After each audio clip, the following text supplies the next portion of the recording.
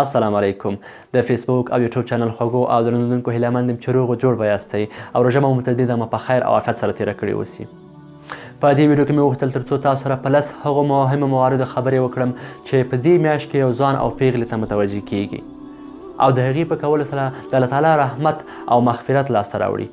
د دې میاشتې تر ټولو غوره لاسته راوړنه به همدا وي چې یو بنده ته پکې مغفرت وشي. نو ویډیو تر پایه سره وګورئ. په دې کې مې هغه 10 مهم موارد چې ما تجربه کړي یا مې له عالمانو څخه اورېدلي دي جمعواري کړي دي او تاسو ته وړاندې کوم. نوټ یې کړئ، په ژوند کې عملي کړئ، مثبت تغییر به ووینئ او د روژې څخه به مو اعظمي استفاده کړې اوسي. لومړی ځان لپاره منظم مهالویش جوړ کړئ. لکه څرنګه چې پوهېږئ په روژه کې زموږ کارونه په متفاوت ډول سرته رسیږي او تغییرات پکې راځي، نو کوښښ وکړئ ځان لپاره منظم مهالویش جوړ کړئ.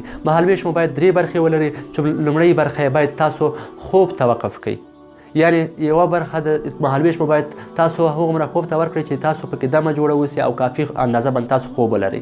دویم برخه باید د مهالویش هغه اوسي چې تاسو روزمره کارونو ته، که محصل یې، که تجار یې، که هر کاروبار ولرئ، تاسو باید خپل کار ته دویمه برخه ځانګړې کړئ.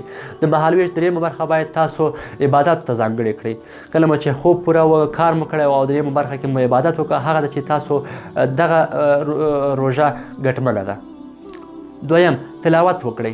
په عباداتو کې تر ټولو غوره عبادت چې ډېر ثواب لري هغه تلاوت ده. کوشش وکړئ تلاوت وکړئ، ځکه په دې میاشت کې په یو حرف باندې د 10 څخه تر 80 نیکۍ درته لیکل کیږي. دریم بیکاره وختونه په اسلامي زده کړه باندې تېر کړئ. کوشش وکړئ کله هم چې بیکاره وخت درته پیدا کیږي، تفریح وخت درته پیدا کیږي، هغه په اسلامي زده کړو کې تېر کړئ.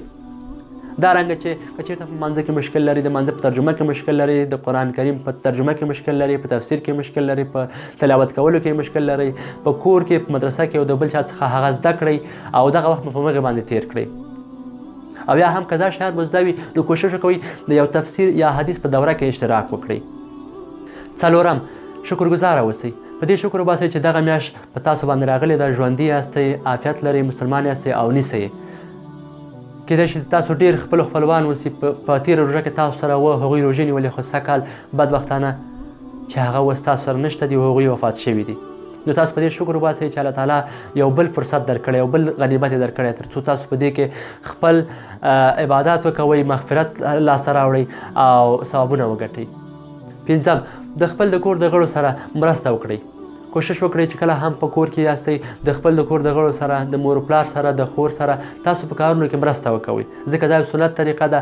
هم به د هغوی کار اسانه شوی اوسي، هم به مو روژه ګټمنه شوې اوسي او هم به الله تعالی در څخه راضي. نو کوشش وکړئ د کور د خلکو سره مرسته وکړئ. شپږم تراویح وکړئ. کوشش وکړئ چې په دغه میاشت کې تراویح وکړئ، ځکه په دې میاشت کې فرض په 80 حسابېږي او سنت په فرضو حسابېږي. نو تراویح د دې باعث کېږي تر څو تاسو هغه تشه چې په فرضو کې لرئ هغه در ډکه کړي. له اړمنو سره مرسته وکړئ. دا میاشت د زکات، د صدقې او د خیراتونو میاشت ده. کوشش وکړئ چې له اړمنو سره مرسته وکړئ. د پیسو، سرو زرو او نورو زکاتونه مو په دغه میاشت کې وباسئ او له هغه چا سره چې هغوی ډېر ضرورت لري، د پیشنمي او روژه مات څه خواړه نه لري، هغوی ته خواړه ورکړئ. د اختر لپاره جامې ورکړئ. په عموم کې د اړمنو سره مرسته وکړئ. شپې مو ګټمنې کړئ. ډېری ځوانان وینم چې شپې په فضول مجلسونو سره تېروي، تر پیشنمي پورې ویښ وي، خو هېڅ عبادت سرته نه رسوي او د ورځې هم ټول بیده اوسي. نو الله تعالی به موږ ته په څه باندې اجر راکړي؟ د شپې په فضول مجلسونو یا کم که د ورځې په خوبونو. نو کوشش وکړئ چې د شپې یوه حصه د عبادت لپاره غوره کړئ، په هغې کې عبادت وکړئ او ذکر وکړئ تر څو الله تعالی زموږ څخه راضي شي. د ورځې چې وخت لرئ د ورځې کوشش وکړئ بیا هغه وخت په خوب تېر کړئ، هم به روژه درته اسانه وي، هم به مو د شپې خلا ډکه شوې اوسي. پیشلمۍ پر ځای کړئ. کوشش وکړئ پیشلمي ته وختي جګ شئ، له هغې څخه مخکې یا 2 رکعته، 4 رکعته، 6 رکعته تهجد لمونځ وکوئ او پیشلمۍ وکړئ، ځکه په پیشلمي کې خیر ده. هم به د ورځې تندرسته اوسئ او هم به مو ثواب کمای کړئ. په دې سره تاسو کولی شئ سهار لمونځ په جمع سره وکوئ. لسم په 10 اخري ورځو کې د قدر شپه پیدا کړئ. لکه څرنګه چې پوهېږئ د قدر شپه هغه شپه ده چې د یوې شپې عبادت د 1000 شپو د عبادت سره مساوي ده او دغه شپه په دغه 10 شپو کې ورکه او پټه ده. نو زموږ لپاره پکار دا دی چې د 21مې شپې څخه تر اخري شپې پورې دا شپې په عبادت باندې سبا کړو. په دې کې عبادت وکړو، ذکرونه وکړو، تلاوتونه وکړو، لمونځونه وکړو، تر څو موږ د قدر شپې هغه ثواب کمای کړو. نو تاسو ټولو ملګرو څخه مې هیله ده چې دغه لس مهمې کړنې په دغه روژې په مبارکه میاشت کې سرته ورسوئ تر څو مو روژه ګټمنه وسي او الله تعالی په موږ هم رحم وکړي او هم موږ ته مغفرت وکړي.